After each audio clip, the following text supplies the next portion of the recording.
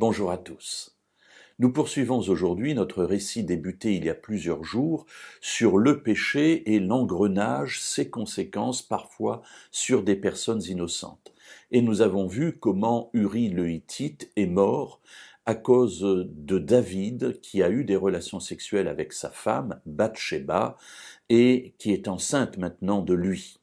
Joab, le chef de l'armée de David, a été impliqué malgré lui dans ce projet que David a eu de tuer Uri, et c'est un premier innocent qui paye, entre guillemets, les pots cassés, ou plus exactement le deuxième, puisque le premier, c'est Uri qui est mort.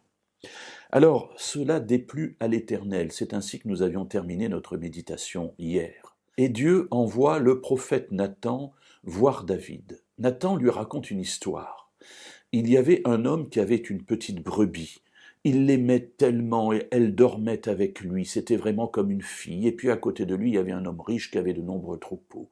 Et voilà que des gens viennent rencontrer cet homme riche. Il ne veut pas prendre dans son troupeau une bête pour la prêter pour ses amis, et il va faire prendre et il fait tuer la brebis de cet homme qu'il aimait comme sa fille. David, entendant cela, entre dans une colère noire. Il dit « Un tel homme doit rembourser, doit payer, c'est inadmissible ce qu'il a fait. » Et David lui dit « Cet homme, c'est toi. » Et il lui donne de la part de Dieu un message. « Tu étais le plus petit dans la maison de ton père, et je t'ai élevé en te donnant la royauté à la place du roi Saül. Et je t'ai donné tout ce que je pouvais, et s'il avait fallu rajouter, j'aurais encore rajouté. Pourquoi as-tu péché ainsi contre moi? Pourquoi es-tu allé prendre la brebis de celui qui était à côté de toi? Pourquoi as-tu eu des relations sexuelles avec Bathsheba, la femme d'Uri le Hittite?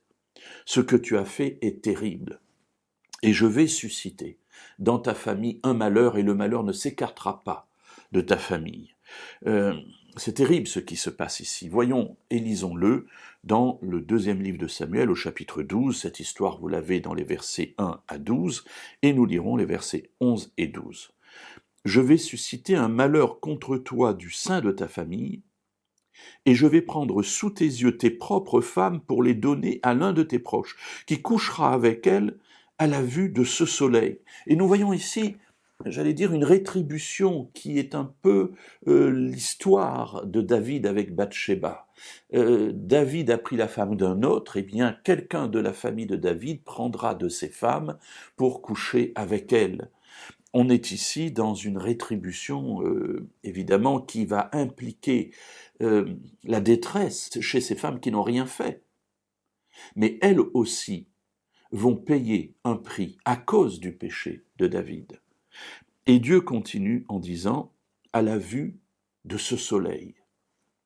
Et il explique pourquoi. Verset 12. « Car tu as agi en secret. » Effectivement, il a fait tout ça en secret. Dans ses yeux à lui, il n'y a que lui et Joab qui connaissent une partie de l'histoire. Bathsheba connaît une autre partie de l'histoire. Dieu connaissait toute l'histoire. Tu as agi en secret, et moi je ferai cela en face de tout Israël et à la face du soleil.